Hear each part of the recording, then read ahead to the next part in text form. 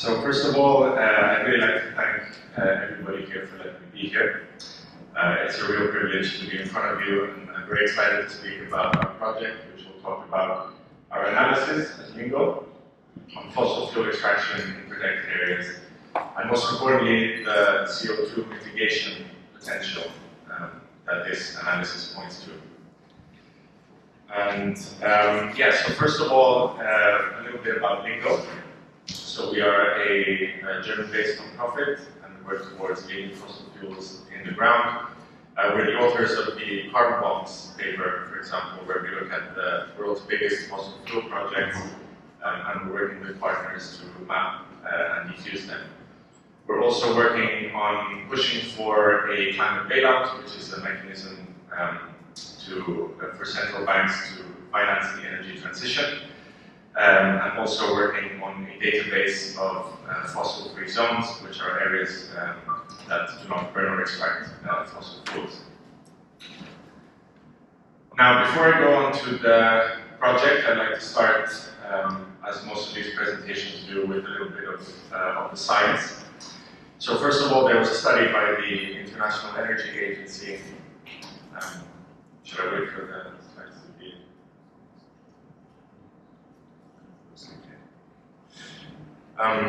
So a study by the International Energy Agency in 2021, which is updated in 2023, shows that there are no new fossil fuels compatible with 1.5 degree pathway. Another study by Oil Change International shows that nearly 40% of our developed reserves need to stay in the ground if we are to achieve 1.5. And this is just the developed reserves. I have a graph on either the next slide or the slide after. Slide after, please. Thank you very much. So this is a graph that shows the CO2 emissions that we are expecting to be released from these developed reserves against the remaining carbon budget that we have on the right. And those are the three temperature thresholds that we expect to cross should this CO2 be released. And as you can see, just with the reserves that we have going on, extraction, we are not only set to overshoot 1.5, but also the 2 degree threshold. So at the moment, the reality, unfortunately, is that we're not on track to meet our climate goals. And last year's COP was pretty interesting because UN nations there announced that they're going to work together to phase out fossil fuels in energy systems. But when you look at the reality today, we see that there is expansion of fossil fuel projects, quite a lot actually. And so that knocks down the first criteria on that quite small list of requirements to stay under 1.5. And furthermore, we're not phasing out the reserves that we have developed fast enough to reach our goals either. And so obviously we see that there is a burning need to identify mechanisms, pathways to keep fossil fuels in the ground. And one of the questions that Lingo was asking itself was where? And where do we start to make significant impacts on top of how? So, next slide please, thank you. Protected areas seem like a logical place to look for us. On top of the fact that they are protected, they are the most ecologically precious ecosystems that governments have deemed worthy to protect. In a lot of cases, these are also places which are under indigenous people's control. And as we all know, areas which are under indigenous people's control are those that are better kept and the biodiversity is better preserved. And fossil fuel projects in these areas also encroaches on direct human rights as it impacts the local communities that live there. From our analysis, we found that these projects offer, a lot of these projects offer quite marginal returns. These projects are not very economical. Many more projects rely on state subsidies and infrastructure investments to be profitable at all. And sometimes are contrary to local or international law or government positions. For example, in Colombia, at the moment there is fracking going on in protected areas. And so, to look at the numbers, before we go into that, I wanted to put some of these questions that we had when we were conducting this analysis to the audience here, and see what you think. So first of all, how many countries are extracting fossil fuels in protected areas? Many. Do you think that your own countries are doing this? For example, yes, a lot of countries are doing this. For example, Italy, my country, is actually not so far away from here, about a few hundred kilometers we have a site. Secondly, how many individual extraction sites are there in protected areas? Is it hundreds, thousands? And the most important question, which is I'm keen to bring to you today, the answer is, what is the CO2 that is currently lying underneath protected areas? I.e., what is the CO2 mitigation potential that could be achieved by committing to not extract this CO2? So here's a screenshot of the map of our analysis. Each of these dots represents a site of fossil fuel extraction inside the protected area. There are a shocking amount of sites. We were shocked to find this out. Each red dot is a site where there is ongoing extraction. But what is interesting is that the many more yellow and blue dots are sites of extraction which are either in the initial licensing phase or they are surveyed.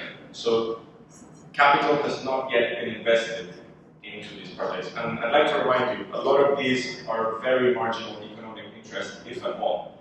So we believe that these are perfect candidates to commit to keeping in the ground, often at very low implementation costs for the countries. And to answer the question that I'm answering, the number of countries is 95, by the way. So, in second place, the number of extractive projects are 2,337. Over 800 protected areas are affected by this all over the world. And this is the CO2 that is trapped underneath protected areas that we're on track to extract. Now, depending on what sources you go and look for, either way, this is a significant portion of our remaining carbon budget. And this is just coming from the world's most precious areas. But not only that, this is also just what we're on track to extract. The situation may change in the future, so we were wanting to ask ourselves, how much is the total CO2 underneath protected areas? And the result is what we found. First of all, here is, I wanted to show you a map after this slide. The areas in pink are the overlap of fossil fuels in protected areas. And as you can see, it is very, very extensive. And the total CO2 is 253 billion tons. Again, this is a huge, huge amount. So I have prepared a few maps. Well, my colleagues have prepared kindly a few maps. I know that some of you are from countries that have prepared, so I'd like to very quickly go through them. So in Bolivia, there are almost 300 megatons of CO2 underneath protected areas. As you can see, there are about 3 sites of ongoing extraction and a lot of proposed oil and gas fields. And the protected areas that are affected are about 10. Next we have Colombia, I believe, at 257 megatons. You will see also that the reserve deposits are over 4 gigatons. And as you can see, Colombia has a wide number of protected areas, quite a bit of ongoing extraction, a few proposed coal mines in the north, and over 10 protected areas affected. In Brazil, there are a number of oil and gas extraction sites in the east, a coal mine in the south, almost 200 megatons and about 7 protected areas.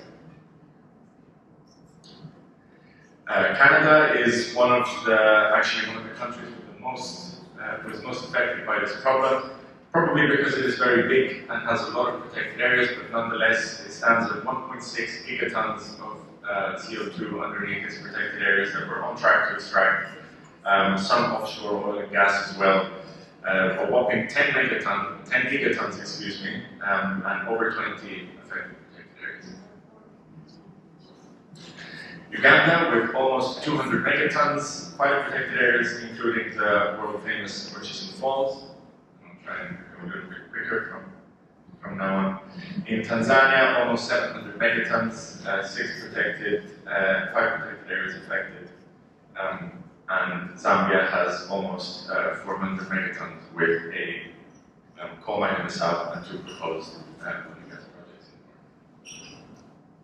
in the north. I also wanted to show you a few pictures here of the situation on the ground in a few of the protected areas, just to show you that even by sight alone, one can see that the local biodiversity is significantly disturbed by these projects.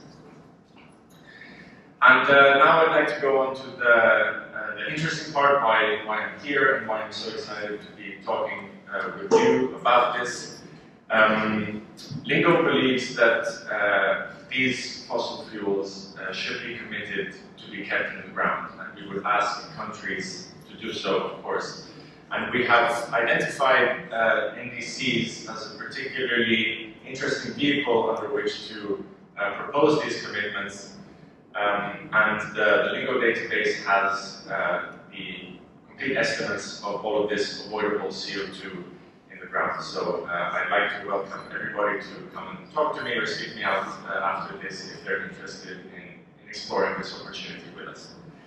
Back in 2020, when the UN received this round of NDCs, I believe it was about 185 countries submitted them. The UN stated that we were off track.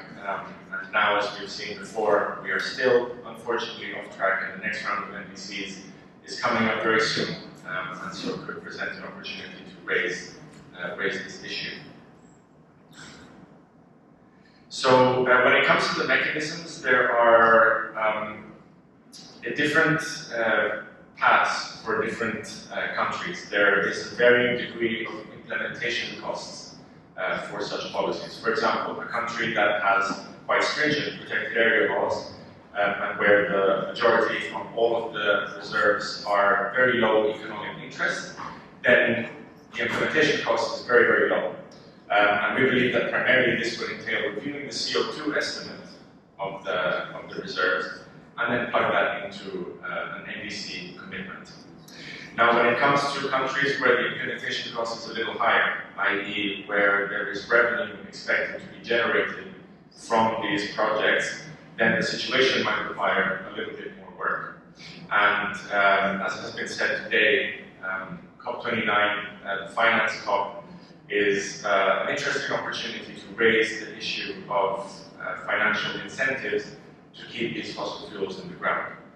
And so, on top of support for strengthening the protected area, donor countries could also channel this support to sustainable economic development and offer alternative pathways away from fossil fuels and other things like solar rural electrification.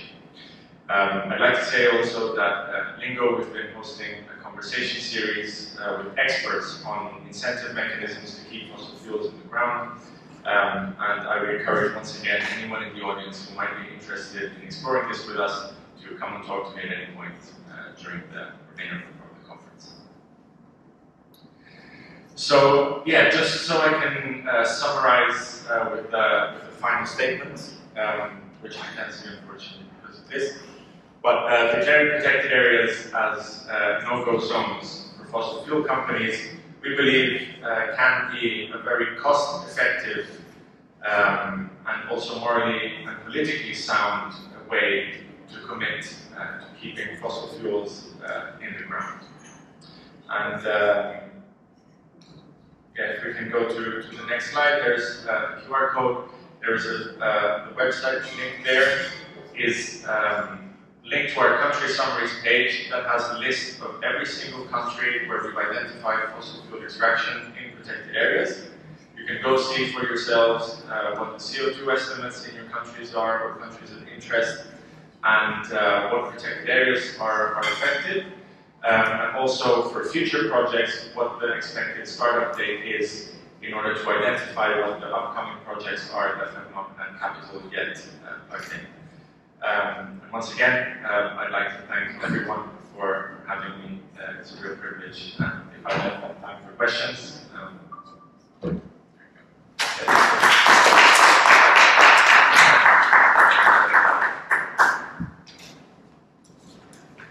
Thank you very much for your presentation.